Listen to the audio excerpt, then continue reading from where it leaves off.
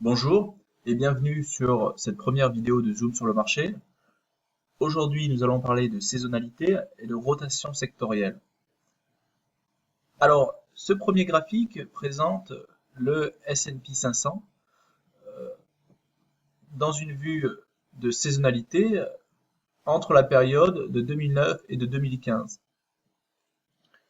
On voit que le mois de janvier a été haussier 43% du temps, avec une performance moyenne de moins 0,9%. Ce qui en fait le mois le plus négatif de l'année. C'est vraiment le mois dans lequel on ne peut pas avoir confiance et les événements actuels nous le prouvent, encore une fois, avec un marché qui ne sait pas où donner de la tête. On peut regarder le mois de février, le mois de mars et le mois d'avril, qui eux, au contraire, sont haussiers à 83% du temps depuis 2009, avec un gain moyen de 0,8, 3,6 et 2,6%. Ce qui fait de ces 3 mois de l'année la meilleure période pour investir sur les actions. Alors, qu'est-ce qu'on devrait faire aujourd'hui? Eh bien, on devrait mettre à profit cette baisse, cette consolidation sur les marchés du mois de janvier pour trouver les meilleures opportunités et en profiter sur le mois de février, de mars et d'avril.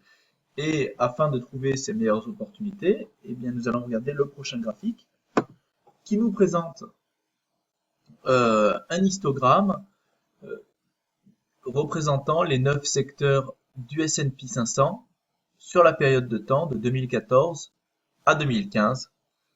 Et ceci nous permet de voir que les secteurs qui se sont démarqués en 2014 sont des secteurs défensifs, consumer staple, healthcare et utilities. Ce sont vraiment les secteurs les plus défensifs du marché. Et ce qu'il faut comprendre ici, c'est que on a eu une véritable rotation sectorielle en 2014, qui nous a fait passer des secteurs dits offensifs aux secteurs défensifs. La raison est simple, c'est que les perspectives de croissance économique sont peu satisfaisantes et les investisseurs, qui sont pour le moins frileux, ont décidé de bouger leur argent sur les actifs les plus sûrs. Qu'est-ce qui en fait des actifs plus sûrs que les autres? Eh bien, ce sont des actifs qui sont moins sensibles aux variations de la croissance économique. Prenons l'exemple des soins. Une réduction de la croissance économique ne va pas réduire la consommation en soins des ménages ou en électricité ou en besoins alimentaires. En revanche, les secteurs offensifs qui vendent des voitures, qui vendent des télévisions et d'autres biens, eux risquent d'être impactés en cas de baisse de croissance, donc de baisse de revenus. C'est pour ça que les acteurs de marché préfèrent se positionner sur les secteurs défensifs. Passons au prochain graphique. C'est le même histogramme avec les mêmes secteurs, mais sur la période de début janvier jusqu'au 16 janvier, qui nous montre que en ce début d'année 2015, ce sont encore les 3 secteurs défensifs qui l'emportent. Ce sont d'ailleurs les seuls secteurs en position positive cette année. Donc, si je me fie à ce que je vois ici, le reste de l'année devrait voir ces secteurs défensifs surperformer le marché. Passons maintenant à ce modèle de rotation sectorielle qui présente avec la courbe verte le cycle économique et la courbe rouge le cycle des actions. On voit très bien que le cycle des actions précède le cycle économique, car les marchés anticipent l'économie. Ça, c'est bien connu. En haut de ce graphique, on a les 9 secteurs vus précédemment, placés selon leur ordre d'importance dans la phase du cycle économique. Nous, ce qui nous intéresse, c'est Staple, Healthcare et Utilities, et on voit bien que ce sont des secteurs qui se retrouvent dans la phase Early Recession et Bear Market.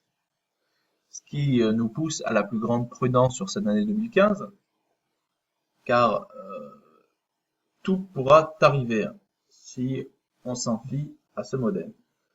Passons maintenant aux trois graphiques correspondant au secteur. Le premier, c'est le tracker XLP, Consumer Staple. On voit que la force relative est positive. Au niveau des prix, les prix sont dans une correction latérale. Ça, c'est le mois de janvier ici. Et ce qui nous intéresse, ce serait une sortie par le haut là. Et on pourra positionner un ordre d'achat sur les 49,5 à peu près. Et positionner un ordre de stop entre les 48,5 et les 48,32 là, qui correspond à la moyenne mobile à 50 jours et le support vert ici. On voit que les volumes sont en baisse, ça c'est un point négatif. On passe au deuxième tracker, le tracker XLV, Healthcare. Encore une fois, une force relative positive, qui est sur des plus hauts. Correction latérale depuis plusieurs mois. Le support rouge, la résistance rouge, pardon, pourra faire office de signal d'achat si on vient à le casser. C'est la zone des 71 $. Et on pourra placer un stop sur la zone des 68,87, correspondant à la moyenne mobile à 50 jours, ainsi qu'au dernier plus bas effectué. Encore une fois, on voit qu'au niveau des volumes, ils sont en baisse. Encore une fois, c'est négatif. Et le dernier tracker, c'est le tracker XLU, qui prend en compte les utilities. Ici, la force relative est positive sur des plus hauts, encore une fois. On est dans une correction latérale, depuis début 2015, c'est le fameux mois de janvier. Positionné sur un puissant support, au-dessus de la moyenne mobile à 50 jours, au-dessus de la moyenne mobile à 200 jours, avec des volumes en baisse. On pourra passer un signal d'achat soit tout de suite, soit en attendant la cassure de cette résistance rouge ici même, et placer un stop dans la zone des 46,31, 47, qui correspond à une forte zone de support. Voilà, c'est tout pour aujourd'hui. Merci d'avoir suivi cette vidéo et à bientôt.